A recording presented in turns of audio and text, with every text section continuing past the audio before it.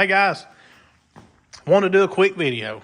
I'm going to try to make it quick. Had several people kind of talk about the Nova. Feel like people are maybe getting down on me a little that I'm tearing the car apart.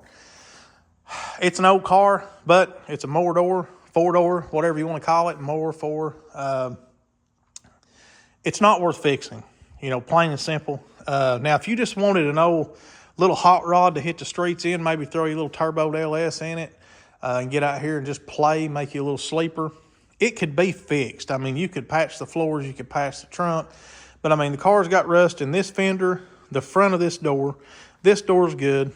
It's got some rust in the rear quarters, some rust in the floors, rust in the trunk.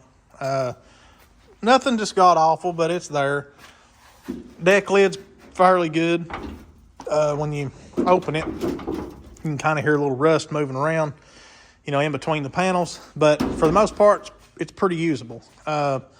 This quarter's fairly good. A little bit of rust in the bottom of it. Both of these doors are pretty much perfect. This fender's perfect. No rust in it, no real dents to talk about, maybe a few little dings. Very good usable fender. The interior is destroyed in it. I'm not even sure why all that's missing. All that was there at one point, so I've either took it apart or somebody else has. It doesn't really matter. Well, look here. I said that was a good door. It's got a rust hole right there. Could still be fixed and used. I'm sure that they're not reproducing four-door Nova doors. So, if you needed one, especially if you had a car this color or something, maybe you're just doing like a little patina street car build, you could use it. But still a lot of usable pieces on the car. You've got the windshield trim. I don't know if that's really worth anything to anybody. Probably not. Got all this stuff. I believe that's aluminum. Yeah, I think that's aluminum. It could be stainless, but I believe it's aluminum. Could be polished out. Again, you're going to have to find somebody that's needing it for a four-door Nova.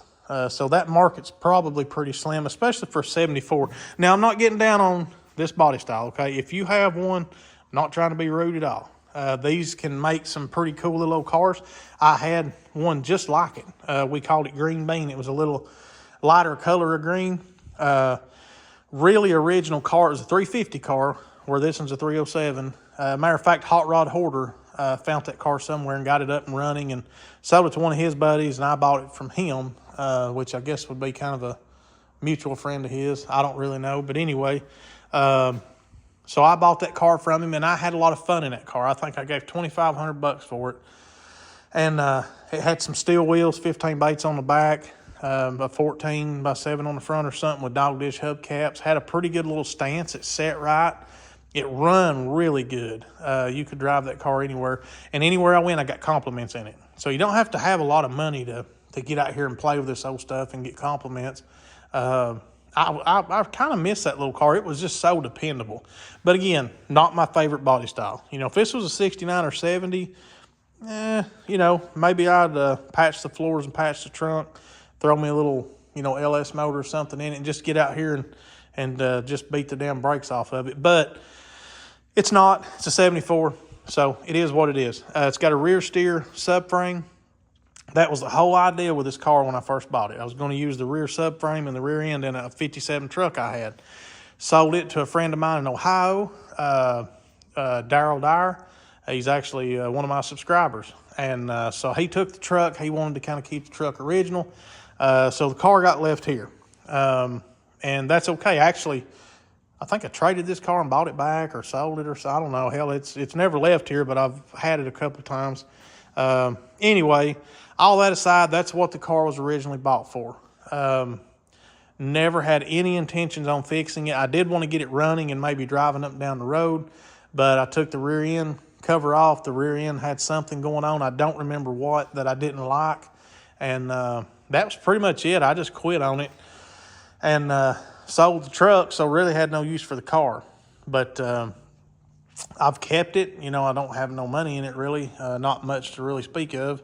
But, the rear steer subframe, they're anywhere from $400 to $800, just depending on, what day it is on Marketplace or whatever. So they're handy to have. The car itself probably ain't hardly worth that if you sold it as a whole. The 10-bolt rear end, those will work in Camaros and stuff. Just about any of these body styles, even the earlier Novas, it will work.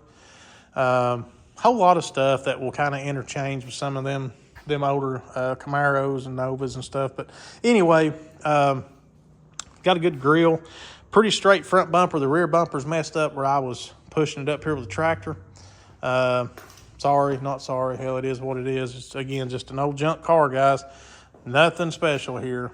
If you want to save this car, I'll give you a price on it as it sets. I'll let you have it for what the subframe and the rear end is worth to me. Of course, that's after I pull the motor and transmission. I do want to keep the transmission. That'll be a good core for me to build later on. Somebody may want all this original small equipment. I wish this was a little earlier and it was a 4-speed, because some of them manifolds, man, they'll fetch some pretty big money, a couple $1,000 just for the manifolds with the small stuff.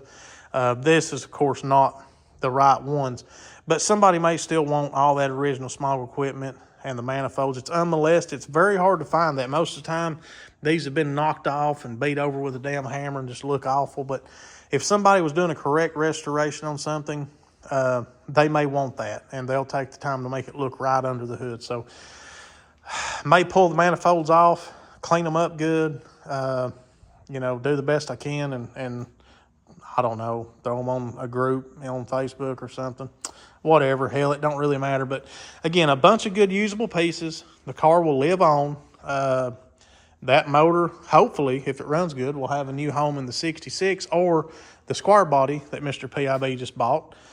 And the transmission, eventually I'll probably use it in something. I may just tear it apart, see what it looks like inside, and throw it back together and use it. Maybe somebody will use this front clip. Again, it's got a really good grill in it. It's not broke at all anywhere that I can see. Front bumper's very straight. A lot of good usable pieces that can live on another car.